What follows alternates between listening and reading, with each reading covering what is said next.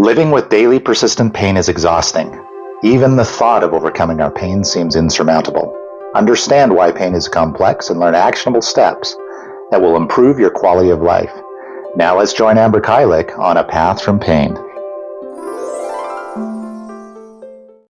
Join me today as we look at the mental load of chronic pain. If you have chronic pain, you know what I'm talking about, though I'm guessing that you didn't think of it that way until now. This is what we're talking about today. Pain is always seen as a structural tissue damage type of sensation. But often, patients, when asked to rate their pain on a scale of 1 to 10, will say 15 or 200. Doctors and medical staff who have never experienced persistent daily pain stare in disbelief. They're thinking, surely this person must be lying. Today, we'll be looking at this hidden pain. The pain that builds in the dark corners and comes out at the worst times. Now, I could make this a long episode, but I'm trying to keep it short and to the point. So let's talk about the mental load of pain. All right, before we continue, try this. Breathe. I want you to notice the sensations that are in your body. Don't judge them or analyze them, just notice. Are they achy, pinching, cramping, burning? Any adjective that comes to you. Now just allow them to be there. Kind of like that annoying friend that you aren't going to kick out. Just let the sensations be there. Notice them. Acknowledge them. Calmly. Imagine you could separate the mental and emotional load that you carry from your pain from these physical sensations. Take a few more breaths and just notice the sensations. Have they changed? If they did, that's a great start. If they didn't, we need to be outcome independent. But now what? The mental load that we carry with us can vary day to day, and when you're experiencing persistent pain, this mental load adds to those pain levels. It can even cause our pain flare-ups. It is the part responsible for the exhaustion, and it can come from many different sources. An absence of emotional safety, a shortage of deep rest, isolation, disconnect from the feeling of belonging, lack of authenticity, feeling disconnected from the emotional connection of others, no sense or self-direction, lack of nutrients and hydration. Like, I could keep going. That's a pretty heavy list. But what if our needs are not being met? What if you're living in a way that feels restrictive or disconnected? Tendency is to reach for things that are easiest to access. Binge watching TV, unlimited social media scrolling, alcohol, drugs, shopping. I could list so many habits that lead to addictions, all because we're trying to disconnect from that mental load. Now, this is a big topic, but I want to bring it back to the beginning. What if the pain sensations that you have day in and day out can start to become detached from the mental load? Yes, you'll need to acknowledge the components of your mental emotional load and work with that. But if the awareness break that we just took helped the pain levels decrease even just a little bit, would you be more motivated to trying? Would you be willing to invest 15 minutes of your day to lowering your pain sensations, even just for 5 days, to see what happens? First things first, I'm going to tell you, head over to Critical Movement YYC.ca. Register for the free 5 days to change your pain program. Before we get to the 7 different ways that you can connect to a better sense of self, rest, and recovery, let's look at the breath again. It truly is your best, easiest to access tool for managing your pain levels, especially the mental and emotional load that comes with daily persistent pain. Before we get started looking at our breath, if you are driving, please note, listen, don't focus in too much on this next practice. I want you to stay focused on your driving. But if you're sitting somewhere or standing somewhere and you don't need to be that aware of your environment, let's start with the breath. And we're going to start with the exhale. Just feel how your exhale can connect you to a physical sense of heaviness. Notice the contact you have with the ground underneath you. Whether you're sitting, standing, or laying down, you can feel that sense of foundation. Feel free to pause for a minute. Take a couple more breaths. Notice if you can find that softness. Now let's take your awareness to your inhale. See if you can allow yourself to breathe into your belly. Imagine this connects you to a sense of lightness, a visualization that can lead to ease of movement in your body. Press pause for a minute if you'd like. Which part of your breath did you connect with the easiest? Do note, don't try and save time by paying attention to your exhale, then inhale, then exhale, etc. This is too much cognitive work to begin with. Also, do know that there is so much more to this breathwork exercise. But let's start at the beginning and practice. Practice makes what? No, not perfection. Practice makes improvement. If you're interested in learning more or accessing some class videos about the breathing we just did, head over to the YouTube channel. There's tons of classes on there. Or check out my website for upcoming in-person classes or workshops. So, I mentioned before that we're going to look at those 7 different ways that we can find and connect with rest. Because in terms of this mental load that we carry, the exhaustion of these daily pain levels, we need to take a look at what we're doing for rest and recovery. I know this isn't easy for most of us because we feel responsible for so many things in our lives. Our family, our work, schedules, deadlines, expectations. Let's look at different ways that we can find rest. Maybe one will stand out to you, and you can make that one small change today or this week. In today's society, our hard work pays off slogan has managed to create a toxic workplace and lifestyle mindset that pushes away the idea of rest to the downfall of our health. I recently read Gabor Mate's new book, The Myth of Normal. He explains that the health crisis that's facing us today is not normal, though we now view it as the norm, and that this is the result of a toxic culture. I would recommend reading it, but it isn't an easy read. Physically, it's a 500-plus page book. But honestly, the hardest part is the first few chapters and the recognition you'll face in how disease is so connected to our state of mind-body health. You'll recognize facets of it in your family and friends and yourself. And in the face of this, it can be emotionally overwhelming. Getting through those first few chapters, though, is tremendously worth it. Part of our toxic culture is our hard-working, go-get-'em attitude. It's created 12-plus hour workdays, the ability to work anywhere with our devices, the habit of checking in and replying to the boss's request at all hours. I could continue with so much more, like the mental load of motherhood, but let's leave it at the workplace for now. With all of this overstimulation and sense of nowhere to hide, rest has become so much more needed than just sleep. This goes beyond self-care, but you may notice some connections. So let's assume, incorrectly I'm guessing, that you're getting a full 8 hours of sleep, yet you're still waking up feeling exhausted. Sleep itself is only one of the 7 types of rest. Let's look at them. As you listen, think about your life and which part may be draining you the most. Number 1, sleep or physical rest. Well, of course, getting a proper sleep hygiene setup and 6 to 8 hours a night is one of those 7 key points.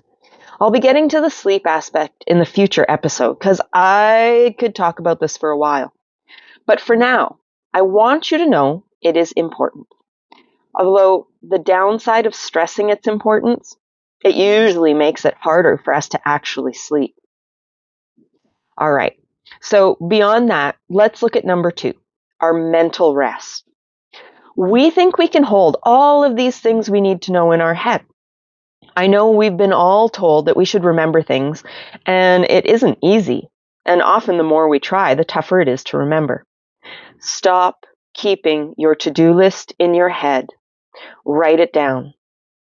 Also, when you're thinking about something, whether it's a worry, anxiety, stress, your mind will take you down so many rabbit holes. Here's the thing. Did you know that you can think at around 1,000 words a minute?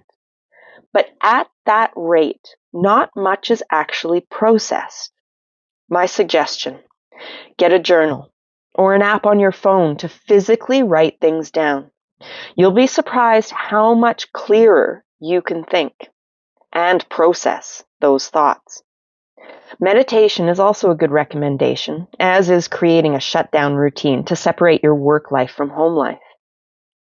But here's an example. I was working with a client last year, and they were talking about how their life was just going. And out of all the things that they think about constantly all day long, they were driving down the road and a truck shut them off, just completely cut them off. They almost got in an accident, but it stopped them mid-thought.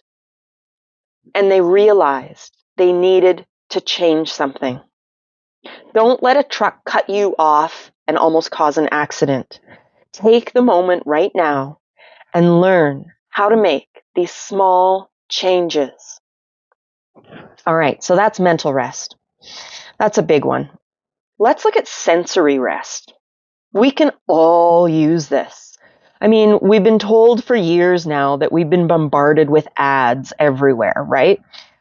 But when we have our screens, social media, and notifications on our devices, it's like exponentially bigger.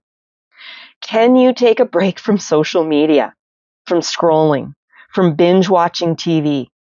That's not an easy thing to do, but we need some sort of sensory rest. Start by turning off the notifications on your phone, setting up a do not disturb time zone. Mine is set from 8 p.m. to 8 a.m. There's also a setting on my phone that switches it from a color screen to a black and white screen for those same hours. So let's say I'm scrolling social media. The color in and of itself is very rewarding to my eyes.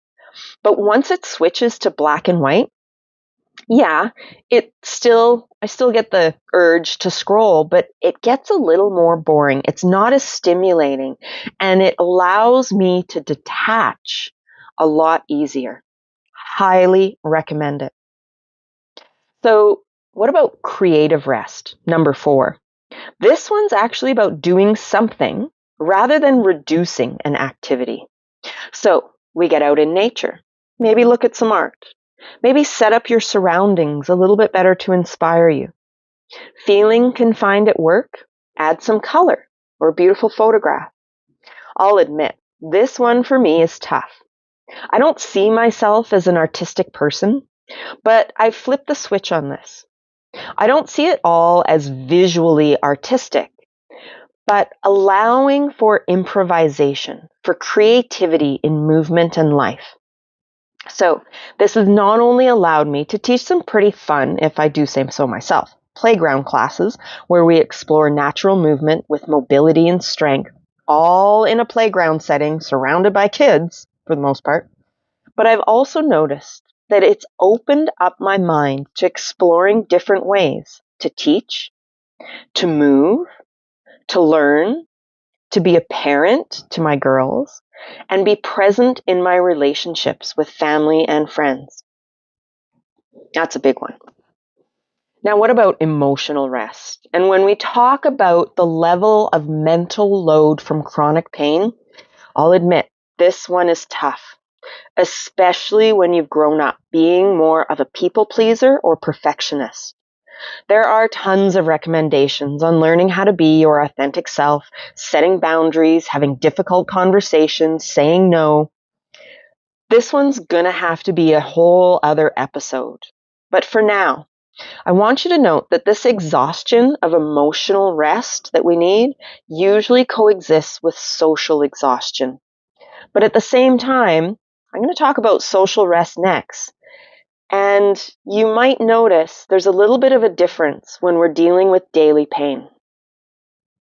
So in terms of social rest, which is number 6 on the list, When we're dealing with daily pain, sometimes the social aspect is lacking as we've retreated into ourselves because we expect and have experienced so much pain when we're dealing with going to a social environment. Maybe having to drive there is painful. Maybe standing around is painful. Sitting too long is painful. All these things end up getting us to retreat back to ourselves. So the idea of getting social rest might be that you're not connecting enough. On the flip side of that, finding that social rest also has to do with who we surround ourselves with. So we need to surround ourselves with relationships that are healthy, or we're able to set boundaries for those we cherish who do actually drain us emotionally. Introvert, extrovert, know your level of interaction and build your support network accordingly. We need to surround ourselves with relationships that are healthy, or at least be able to set boundaries with those who we cherish, who still drain us emotionally. Introvert, extrovert, know your level of interaction and build your support network accordingly. Blending this with the need for emotional rest, take a look over the next few days about the people you surround yourself with. No, none of them will be perfect. But you have to admit, there are some people in your life, maybe you see them once a year, maybe once a day, that you love being around, that you feel comfortable, you feel better after talking to them.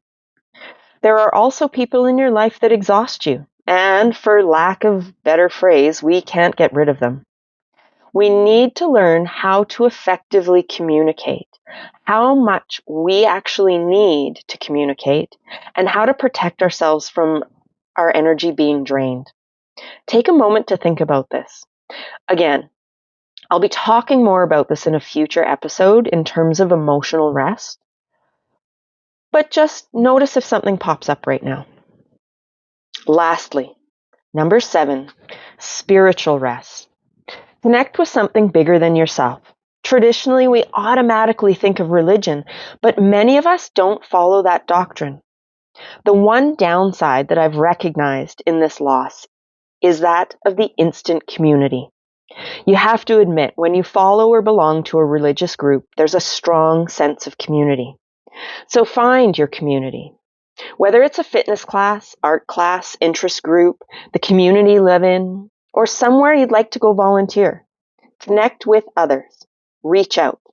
It's highly likely that the first step of reaching out will reach someone else needing the same thing.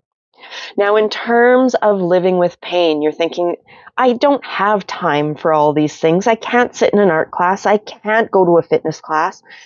But there are groups out there for chronic pain. Start there. Connect with someone that you can have a conversation with. For many of us, rest isn't an easy thing to find. I do hope that one or two of these points has sparked a few ideas in your mind and in your heart. If you're looking for a little bit more, these 7 points came from Dr. Sandra Dalton-Smith. She has a great 9-minute TED Talk about it. Now that I've listed all these types of rest that we should be considering, please don't get overwhelmed. That won't help your pain levels in the slightest. But think about making one change over the next few days. Just one. The easiest change you can think of right now. Drop a comment below and let me know what you thought of. Honestly, I could talk about this for days. Complex pain is not black and white. Everyone who experiences daily pain is unique and deserves to be heard so that you can learn to build a path from pain. In terms of separating this mental load from the physical sensation, there's a lot we can do. And if you even imagine that physical sensation is 50% of it, and the mental load is another 50% of it, if we start working on the mental load aspect and we can separate these two ideas, 50% less pain sounds like a great place to go. Interested in learning more? Check out some of the articles, my YouTube channel, Critical Movement YYC, or even join me for the free 5-day Change Your Pain program. or message me to learn how I can help you build your path from pain. Either way, thank you for listening. Hit that subscribe button. If you like this episode, let me know why in the comments below. If you learned something that's helped you, consider supporting this podcast to help me keep producing content that can help others. And do you know someone who lives with pain? Please share this episode with them. Either way, thank you for being here, and I look forward to hearing from you in the next episode.